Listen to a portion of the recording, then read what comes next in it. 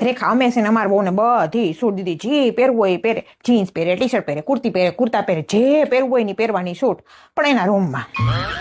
અને અમારા તરફથી એને ઘરમાં કાંઈ બંધન નહીં, એને જ્યાં ફરવા જવું હોય ને ત્યાં છૂટ. જો પૂછે એને આવું એને કાંઈ ના પડે ને તો કયો, એને આવડું મોટું ઘર છે, મેં કીધું આ રૂમમાં જા, ઓલા રૂમમાં જા, ઓસરીમાં જા, ફળિયામાં જા, જ્યાં ફરવું હોય ત્યાં ફરવાની છૂટ. આપણે કોઈ દી ના જ નથી પાડી, બોલો.